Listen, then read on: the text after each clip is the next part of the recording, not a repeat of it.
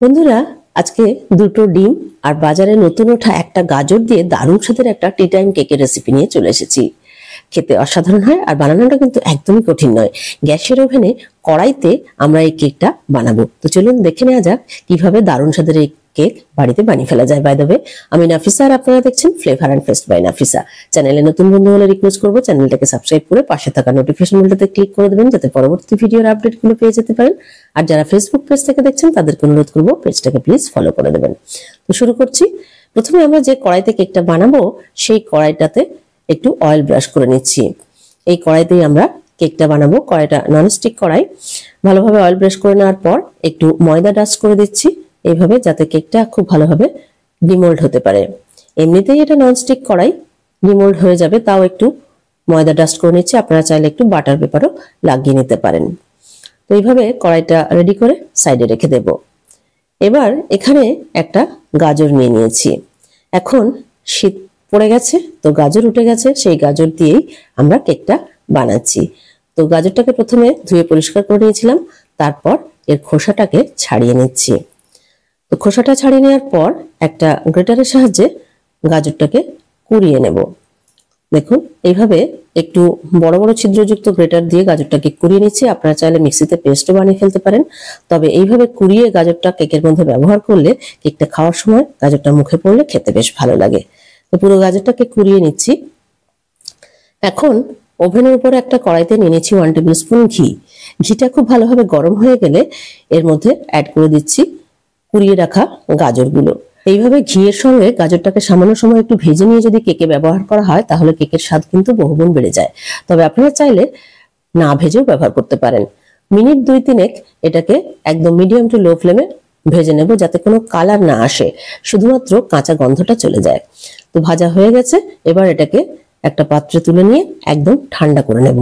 তারপরেই আমরা কেকে ব্যবহার করব, কারণ কেকের উপকরণগুলো রুম টেম্পারেচারেই ব্যবহার করতে হয়। একটা মিক্সিং বোলের মধ্যে এবার নিয়ে নিচ্ছি দুটো ডিম। ডিম দুটোকে ইলেকট্রিক হ্যান্ড বিটারের সাহায্যে 2 থেকে 3 মিনিট এইভাবে বিট করে নিচ্ছি। আপনারা চাইলে নর্মাল যে হ্যান্ড বিটার সেটাও ব্যবহার করতে পারেন হুইস্ক দিয়ে।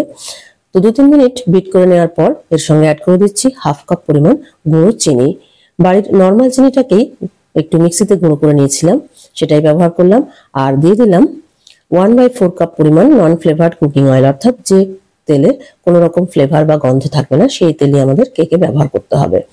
তো এবার আরো 2-3 মিনিট এটাকে বিট করে নিচ্ছি যতক্ষণ না একটু ফ্লাফি হয়ে যাচ্ছে। দেখুন ফ্লাফি হয়ে গেছে। এবার এই পাত্রের উপর একটা ছাঁকনি বসিয়ে দিয়েছি, দিয়ে নিয়ে নিলাম 1 কাপ পরিমাণ 200 গ্রাম ময়দা। তার সঙ্গে অ্যাড করে দিলাম 2 টেবিল চামচ পরিমাণ গুঁড়ো দুধ, আর দিয়ে দিলাম 1 চামচ আর 1 চামচের 4 ভাগের 1 ভাগ পরিমাণ বেকিং পাউডার, চা চামচ ইউজ করেছিলাম, আর সামান্য একটু লবণ। মিল্ক পাউডারটা দিলে এতে খুব সুন্দর একটা স্বাদ আসে, তো সেই জন্য মিল্ক পাউডারটা ব্যবহার করলাম। আপনারা চাইলে স্কিপ করতে পারেন। এভাবে চেলে নিচ্ছি। কেকের শুকনো উপকরণগুলো চেলে নিলে কেকটা কিন্তু সফট আর ফ্লাফি হয়। এবার এই এগ মিক্সচারের সঙ্গে এই শুকনো উপকরণগুলো ভালোভাবে মিশিয়ে নিচ্ছি। কনসিস্টেন্সিটা অ্যাডজাস্ট করার জন্য আমরা এবার অল্প অল্প করে দুধ অ্যাড করব। দুধটাও কিন্তু রুম টেম্পারেচারই হতে হবে। আগে থেকে দুধটাকে জাল করে ঠান্ডা করে রেখেছিলাম, তো সেই দুধই আমরা ইউজ করব, কারণ দেখুন ব্যাটারটা যথেষ্টই গাঢ় হয়ে গেছে। তো কনসিস্টেন্সিটাকে ঠিক করার জন্য এবার অল্প অল্প করে দুধ অ্যাড করতে হবে। প্রথমে 2 টেবিল চামচ পরিমাণ দুধ অ্যাড করলাম, করে এবার ভালোভাবে মিশিয়ে নিচ্ছি। তারপর লাগলে আবারও আমরা অ্যাড করব। তো এইভাবে কেকের ব্যাটারটাকে আমাদের রেডি করতে হবে। এইভাবে একবার গাজর দিয়ে কেক বানিয়ে দেখবেন, চায়ের সঙ্গে খেতে কিন্তু দারুণ লাগে। তো আমরা আরো একটু দুধ অ্যাড করে দিয়েছি, আরো 1 টেবিল স্পুন। আবারও মিশিয়ে নিচ্ছি। আমার মনে হচ্ছে আরো একটু দুধ লাগবে, তো আবারও 1 টেবিল স্পুন দুধ দিলাম, অর্থাৎ মোট আমরা 4 টেবিল স্পুন দুধ ব্যবহার করলাম। দেখুন যখন দেখবেন এরকম ফিতার মতো সুন্দরভাবে পড়ছে তখন বুঝতে হবে আমাদের ব্যাটারটা সঠিক কনসিস্টেন্সিতে চলে এসেছে। এবার অ্যাড করে দিলাম 1 টিস্পুন এলাচ পাউডার, আর গাজরটা যেটা ঠান্ডা হতে দিয়েছিলাম সেটা দিয়ে দিলাম। ভালোভাবে মিশিয়ে দিচ্ছি। তবে এলাচ পাউডারটা যদি গন্ধ আপনারা পছন্দ না করেন সেক্ষেত্রে একটু ভ্যানিলা এসেন্স দিতে পারেন, বা আপনাদের পছন্দ মতো অন্য যে কোনো এসেন্স ব্যবহার করতে পারেন। আবার কিছু নাও ব্যবহার করতে পারেন, তবে কিছু না ব্যবহার করলে ডিমের হয়তো একটু সামান্য গন্ধ থাকতে পারে। তো আমাদের ব্যাটারটা রেডি হয়ে গেছে। এবার আমরা যে কড়াইটা রেডি করে রেখেছিলাম সেই কড়াইয়ের মধ্যে পুরো ব্যাটারটাকে ঢেলে দিলাম। দিয়ে এবার কড়াইটাকে ভালোভাবে ট্যাপ করে নিতে হবে, যাতে এর মধ্যে কোনো এয়ার বাবলস থাকলে সেগুলো চলে যায়।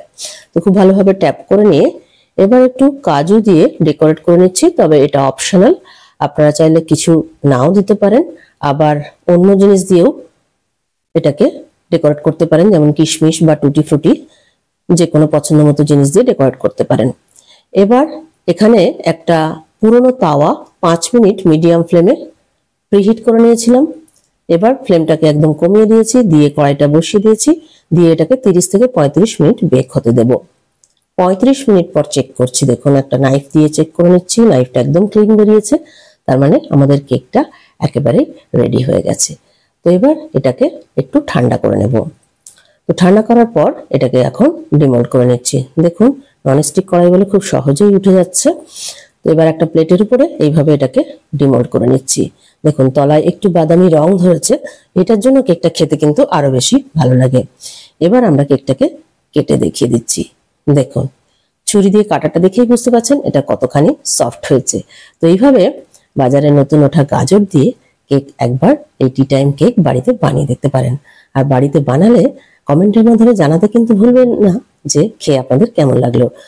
তো আজকের ভিডিও ভালো লেগে থাকলে প্লিজ একটা লাইক করবেন, ফ্রেন্ডস আর রিলেটিভদের মধ্যে অনেক অনেক শেয়ার করবেন, আর চ্যানেলটাকে সাবস্ক্রাইব করে আমাদের পাশে থাকবেন। যারা ফেসবুক পেজ থেকে দেখছেন তাদেরকে অনুরোধ করবো পেজটাকে প্লিজ ফলো করে দেবেন। Thank you so much for